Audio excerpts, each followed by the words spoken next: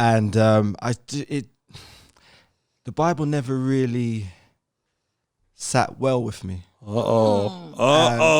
And because I'm Caribbean, and the more and more I read, and the more and more I matured, and the more and more I found the church's involvement in the slave trade, I find myself in this position where... What did you read? What did you learn? Tell us, please. I read a book. It's called Black and British.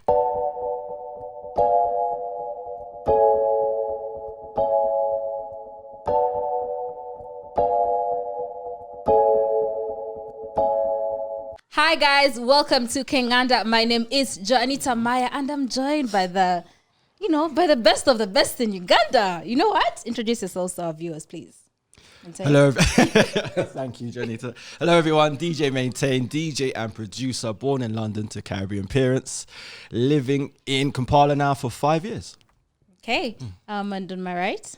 Hello, everyone. My name is Dr. Juliet Zima. Yeah. It's my second time, so I'm honored to be back. I'd love to see what we do this time. Oh, perfect. Right. And O'Shea Duke Jackson, Sacramento, California. Yeah, that's perfect. Now, last year, Dr. Juliet and I did a podcast, and we talked about so many things, but one thing that got everyone's attention. But first of all, make sure you watch the video, okay? Go back and watch it. So many people are saying you're not a Christian. You know, you said some things that, rubbed people the wrong way, and they were calling you out for not being a Christian. Can you tell us about that? Well, I'm not surprised that people didn't take that piece of meat well. Mm-hmm. Well, because, Christianity is Christianity and the Bible especially is a book of hope. It's a book of second chances. Mm-hmm. So people tend to get very edgy when you talk about Christianity and politics. Mm-hmm. So I want to first declare, of course, I'm a Christian. If I was not a Christian, I don't think I'd be that concerned about Christianity and the Bible. Mm-hmm. But the thing is, are we progressive Christians or are we stagnant Christians? Mm-hmm. Even I think it was Jesus who said, I'd rather you be hot or cold, but not lukewarm. Mm-hmm. Make up your mind. I'd rather you be cold and you don't like Christianity, or you're hot with your Christian values. So of course I am, and also my people know me. They know I'm a Christian, but I'm like what do they say? I'm gentle like a dove, but sharp like a serpent. I don't take anything in. And also, as I said before, Christianity has been used for good and bad purposes. So we need to weed out the bad and keep the good. Yeah. Now, when we were talking in the inbox, the DMs, yes, and you brought something to my attention. You sent me screenshots of the Negro Bible. Yes, the Negro and we asked Bible. if we can say the word Negro before anyone decides to attack us in the comment section. We asked and they said it was fine. But you did talk about the Negro Bible. Can you tell our viewers about that? Okay, just a bit about the Negro Slave Bible. They really tore up they tore it up and redesigned in such a way that it was structured for Black people or people of African descent to obey and to be subservient and not to question why the Bible is like that. So 90% of the Old Testament, which is the foundation of the Bible, was removed, and then like 50% was also removed from the New Testament. Now you find 90% anything to do with law, prophecy, questioning God, questioning your king was out. So all the Samuels, Malachi's, anything to do with Exodus, leaving your bad boss, or your bad slave master was out of the question. Then they just left a tidbit like Genesis, the tidbit of Genesis and everything. But everything is online, and it even shows, if you go online, you go on Twitter or Instagram, most of you'll find, if you type in Negro Slave Bible, they even show you the percentages of how they were, sliced and diced. Can I ask you a question? Around what year was this? Oh, this one was published 4 years after the Haitian Revolution. So that is 1808. Yes. Because the Haitians 1804. The guy who led the Haitian Revolution was called the Moses of Haiti. So Moses had to go. Immediately. And other people who would question authority or question, the book of Psalms was also torn apart because David was brutally honest with God. I know, the Negro Slave Bible was like, you just wait, be patient. God will arrive at His own time, and you're there growing gray hairs, So the problem is worsening, because one good thing about the Old Bible, it also encourages Old Testament. It encourages critical thinking, in a Christian manner. Down to even if you read the Leviticus and there's a book after Exodus, I've forgotten. It even talks about how to dress, how to address people, what food to eat, how to exercise, when to exercise. And these are things Christians we need to do, because we as much as we are spiritual people, we have body, we have bodies, So our flesh has to also be catered for, because it's called the temple of God. Let me ask you this one question, maybe before somebody else. This Bible, slave Bible, let me just ask you in general. When you see maybe a white person, let's say if they're reading the same Bible, how do you think that white people process the Bible in comparisons to us as blacks? When we could be reading the same thing, but how do we process it in our minds? Do you think the difference between the two? Well, I stopped doing that because I've met white Christians. Yes. Who even have read the Negro Slave Bible more than me, and the ones who enlighten me what's wrong with it. Okay. Yeah. So what's wrong with it? Yeah. What's wrong with it? Of course, again, as I said before, it's skewed to making one person a master and another one a slave. So slavery is basically making the body strong, emptying the mind. Let me just ask one last question then. How does the Negro Slave Bible, as blacks, does it affect how we treat each other as black Christians? Does it have that effect? I think also the preaching has a big impact on it. Okay. All right. So I think as black people, they are always those who are trying to promote their blackness or their Africanness and what. Then there's that bad group or sad group which is not confident about itself, and they're always trying to downgrade anything black or anything African. So it's according to how someone's upbringing is, and also other factors, not just the Bible only. That one would be what you call. It would be premature to go that route. You need to, first of all, that's why I love to listen to people before I talk. Because when I listen to you, I get a feel of who you are and I know what to do. Because I love this thing about the first time I had Martin Luther King Jr., I was like, this guy has so much passion. Where does he get it from? And then he made this speech, if people are busy trying to tear, Black Americans or Native Americans apart, some of us should be there. We're also intentionally bringing us together, bringing peace. So most people think peace, it comes naturally, communication. No, you have to work at it every day, every moment. Okay, because as long as you're an individual, you're going to misinterpret something. Whether what I'm saying or what I'm listening to, I'll misinterpret it. That's why they always say you have to have a channel of communication. And also, you always, in the computer world, they call it troubleshooting, but I love that word. You troubleshoot, Say, why is that? You point out the problem.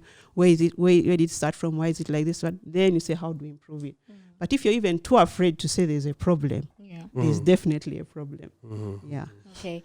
Would you say that people, what type of Bible are people reading now? If you can educate us. I would say since King James Version came, it's more like the complete Bible that both Europe and Africa read, and South America as well, because South America has a huge following. Europe is dying now. America's some states, some countries are really, Christian, and then others are they're relaxed or chilled out. So but at least with the King James Version, I would say it kind of resolved the issue of reading, but now the preaching, because now some years back we used to have, some centuries back we used to have prosperity teaching in churches where they're you can also be happy, you can be rich, which was good in the beginning. But now people started, then again, marketing it, and that's where it went wrong. Okay, because the Bible, again, is a book of hope. It's a book of second chances. It's a book of spirituality. You need to have a one-on-one with God, okay, before you go to church. Don't go to church and expect God to come to you. All right? You need to have a one-on-one with God, because a church is actually the people. It's not the building. Yeah. All right? Perfect. Maintain. Yes. You go to church? Sorry? Do you go to church? I do not, no. Why? Why not? You don't believe in the Bible? I was raised Roman Catholic. Uh-huh. So Catholic primary school, high school, and the Bible never really sat well with me. And because I'm Caribbean, and the more and more I read, and the more and more I matured, and the more and more I found the church's involvement in the slave trade, I find myself in this position where. What did you read?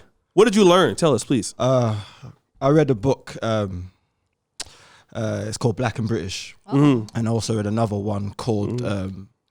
I think it is by Ivan Van Sertima. It's called They Came Before Columbus. And, the book was detailing, the royal family's involvement in the slave trade in the place where I live, and all the listed buildings and all these things that were built off the back of the slave trade. And it just didn't sit well with me. And I find it hard to give myself to an institution like that was very, very instrumental in the death of my ancestors, my people. Let me ask a question. Yeah. Because we are in the Central. Are you from Uganda? No, I'm from Western.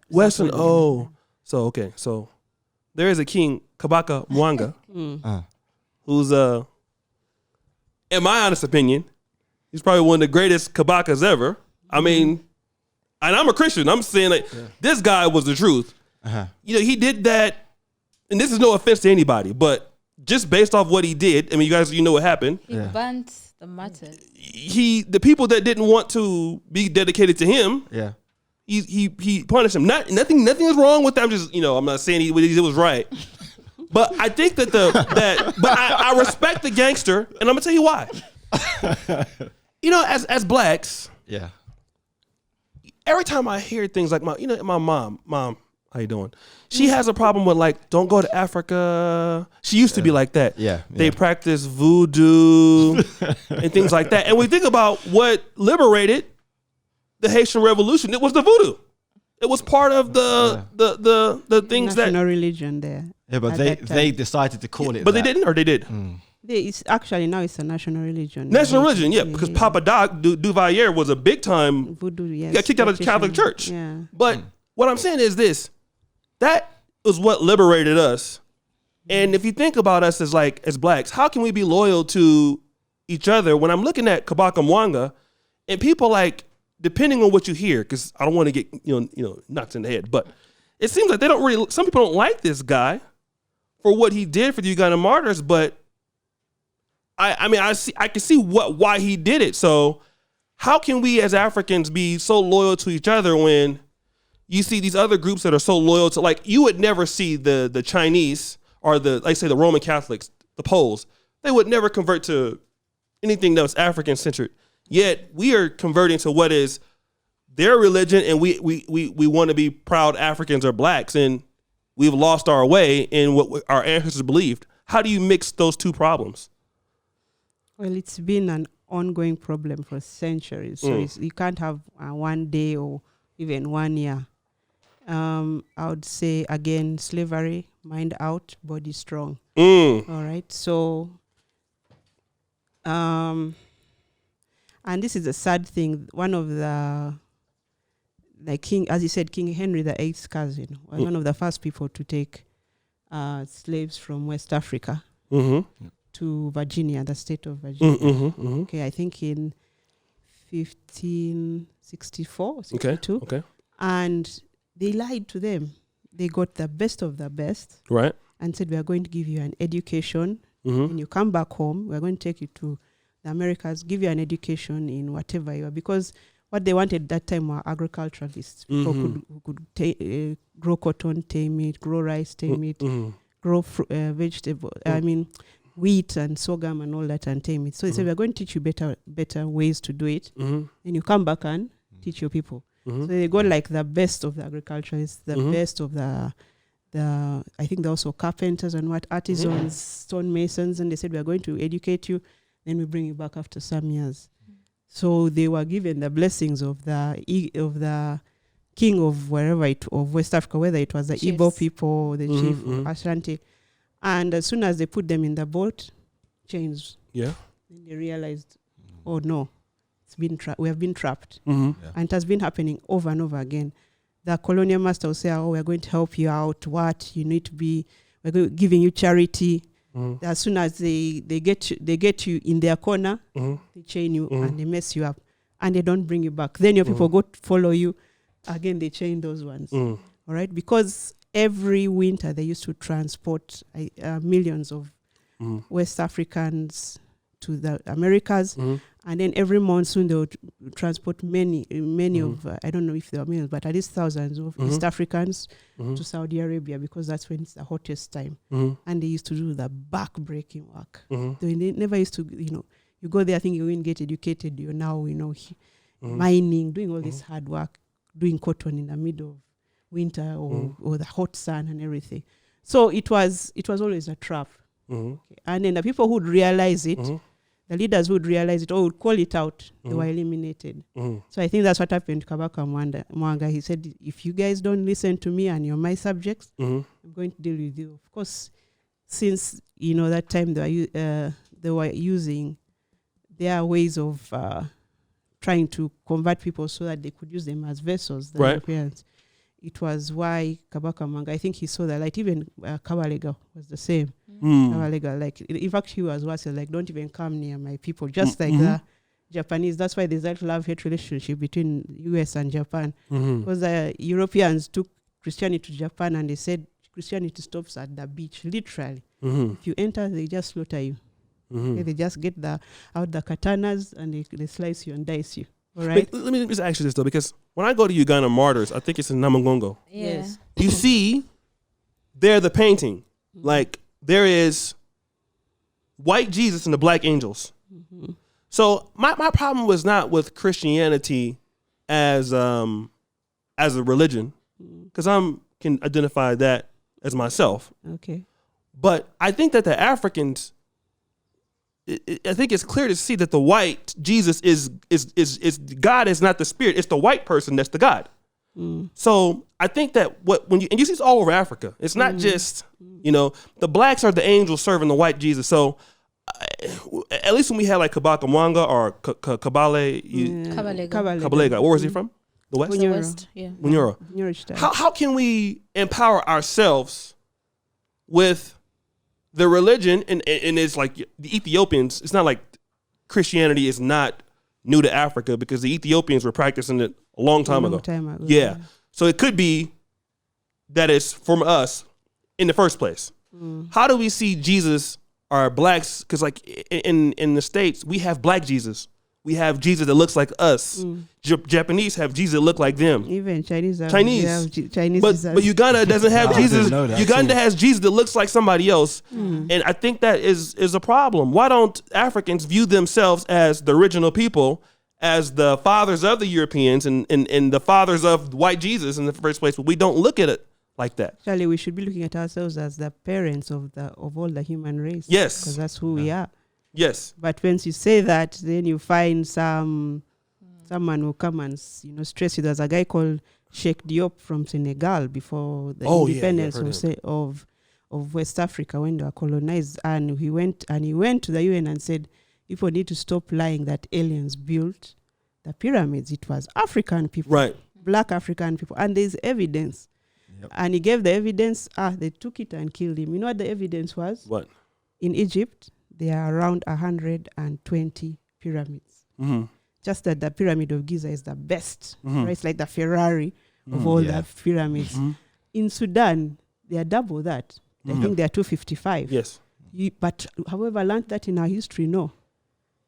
There's a reason why they hide it from us, because you find the Sudanese ones were like the ones they practiced on and, to master their craft. Then I believe those artisans were the best of the best ones taken to the Pyramid of Giza, because Ramesses was really rich. Ramesses II was a very rich king.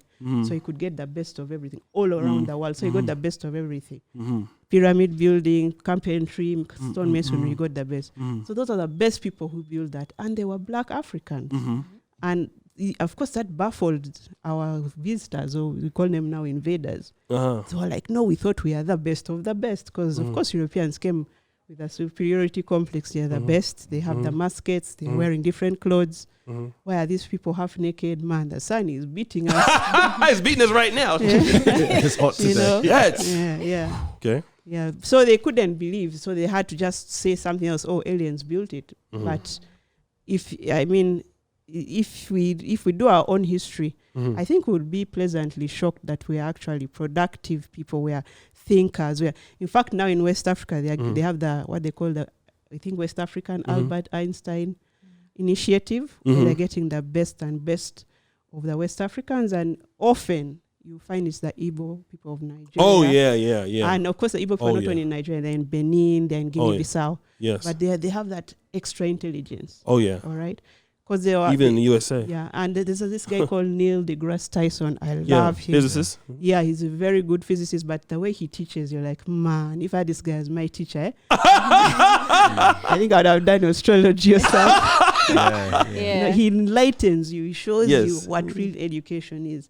Sometimes when my students ask me, oh, why is this like this? I'm like, okay, let me Neil deGrasse Tyson myself, you know.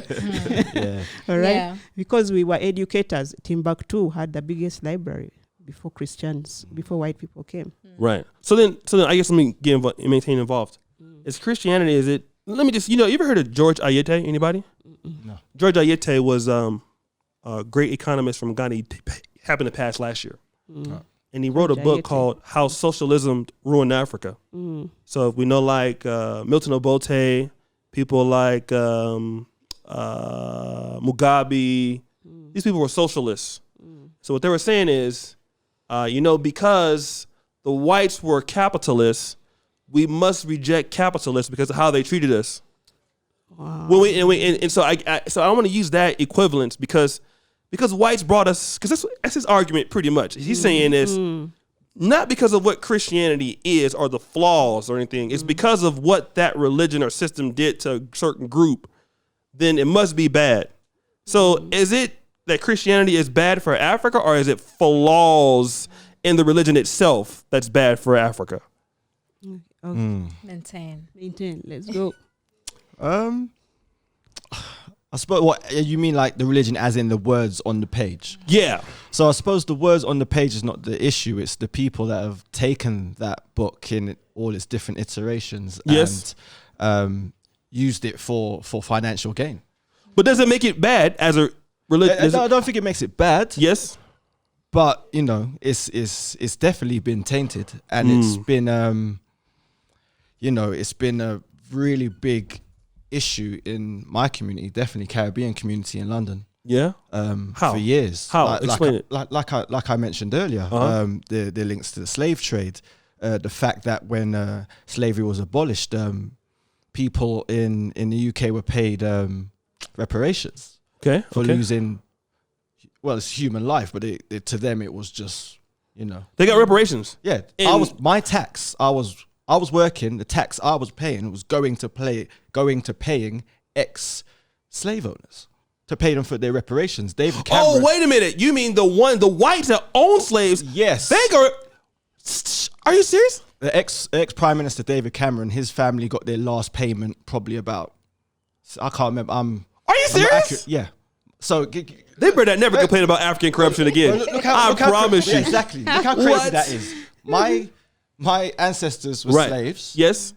I get to London via way of that. Yes. And then the taxes I'm paying through my job are paying ex-slave. And you shouldn't even be there. I shouldn't even be there. And why the hell am I paying? You know what I'm saying? Forget about Can we the curse 4 acres and the mule. Yeah, I would love 40 acres. The mule can't even do anything. It can't even reproduce. So let me who was the no, I'm glad you said this. Who was the first Prime Minister of Zambia? Do you know what I'm talking? I know you know. Kenneth Kaunda. Also socialist. So I guess I want to use that because we know that socialism, in my opinion, some parts of it really ruined like look at Kenya. Even Nyerere was a great president, but they were terrible. The state couldn't produce anything. But we see Kenya now, and we saw that Kenya's Ivory Coast. Kenya's been fundamentally growing because of obviously the way they wanted to use their government in the capitalist system. But now, in the same light, I just think that, a lot of people, when we talk about our old ancient African histories and the way that we do things, even the way that the chiefs run things, but the way that we used to do things as tribes, people would vote. Look at Botswana. They handle things a traditional way. We've gotten away from the things that are us. Well, one of them. Can we still be Christians and the Africans and be us still?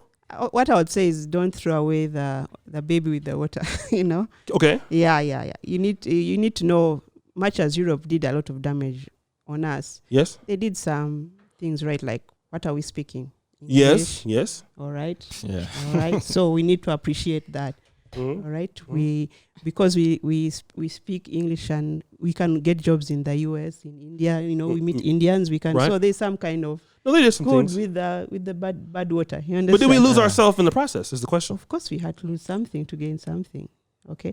Now another thing is, if you look at European history, yes, there was no democracy, pure democracy. It's called constitutional monarchy. Yes. In fact, the UK still practices it today. Yes. Say whatever you want. As high as you go, you'll be a prime minister. You'll never be the king or the queen. Yeah. Yes. So why do you expect African countries to practice pure democracy when even the people preaching it are not practicing it? We are, human beings, we all have that childlike thing. I see what my parents are doing, not what they are saying. All right? And I really can resonate with that, especially when my father passed away. I remember more now what he used to do than more than he says.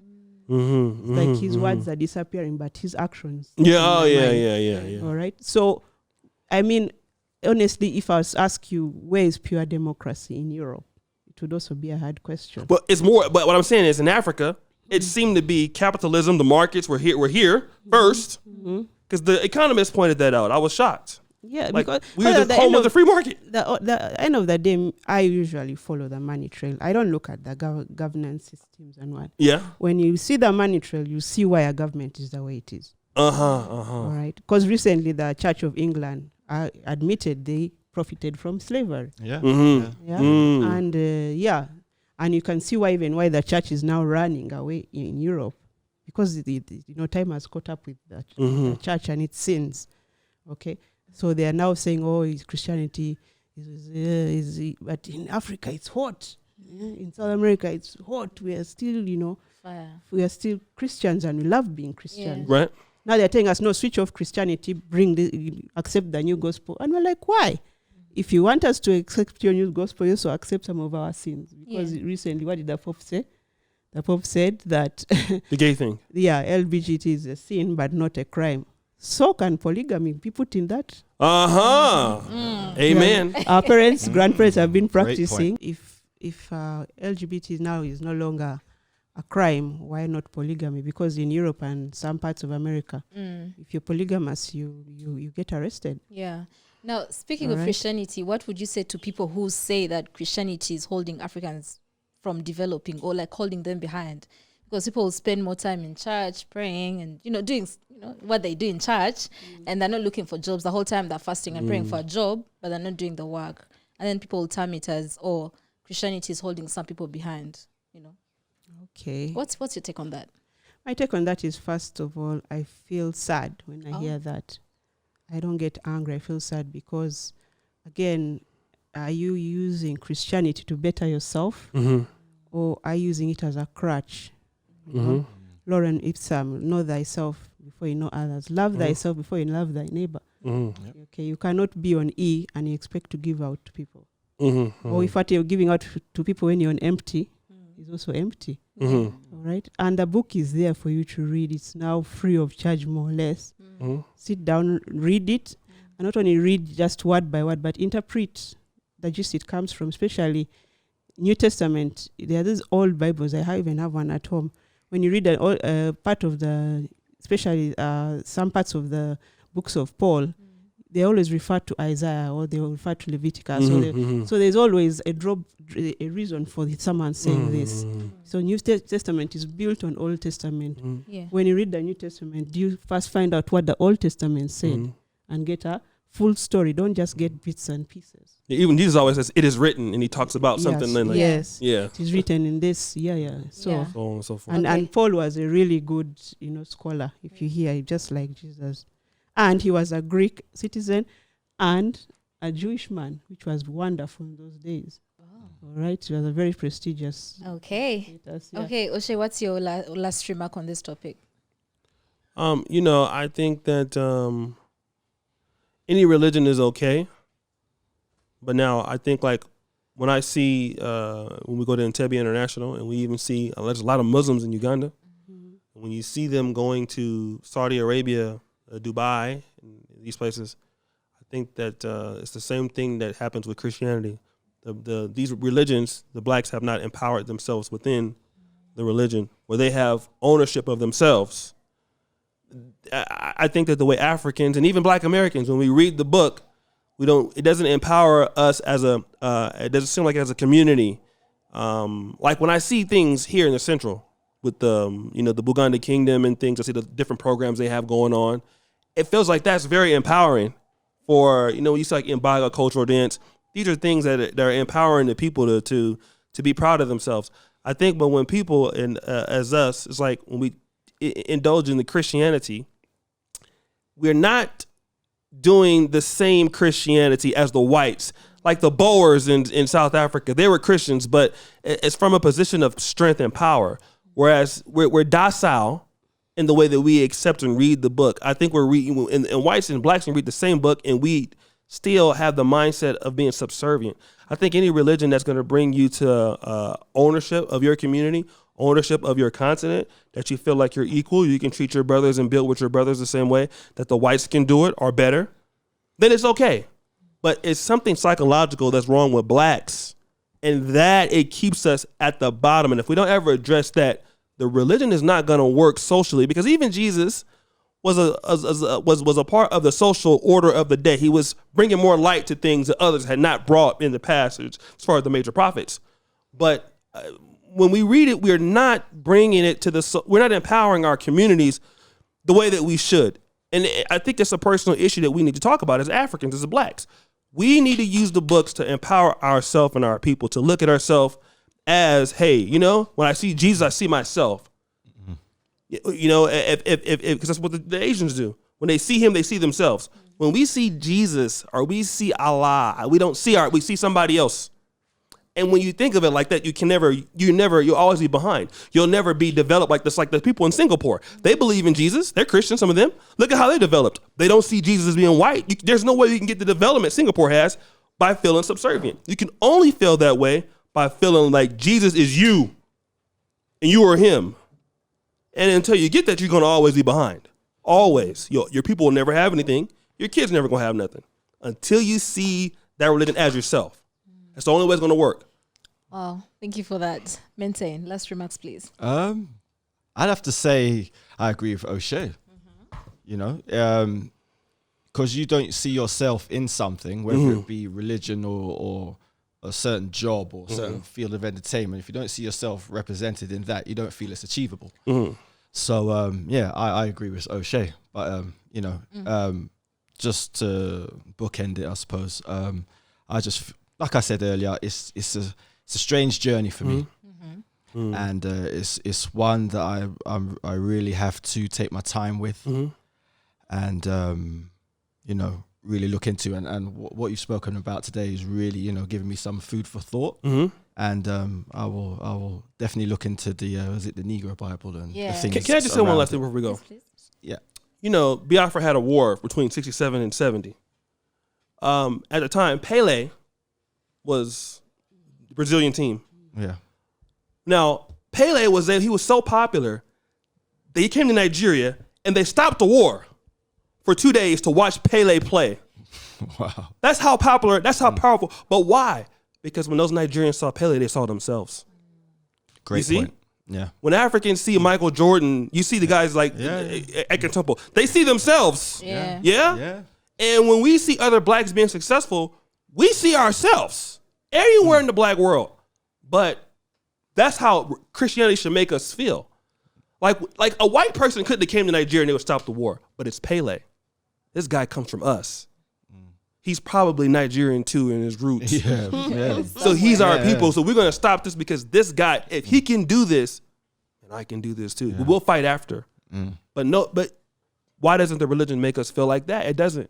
Because it wasn't the people that was surrounded that religion and controlling it, that wasn't their exactly. That wasn't their wasn't their goal. Yeah. It was to oppress. It was to, like you said, remove parts of it and make people subservient, because that's what you needed to transport them across the Atlantic, exactly, to the Americas and Caribbean, wherever. Yeah. Right. Yeah. All right. Thank you so much. Now this was very insightful. I Very. feel like we can all learn something. If you want a part 2, just say part 2 in the comment section so that I can bring these guys back.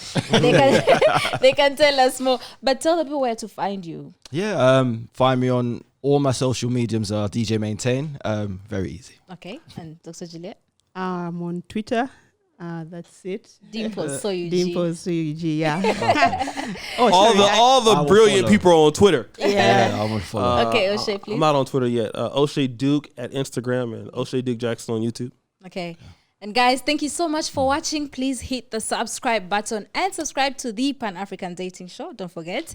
And follow us on all our social media pages at King and the Nation. Shout out to our camera guys, Brivian, Enoch, and Patrick. We'll see you guys next time. Bye.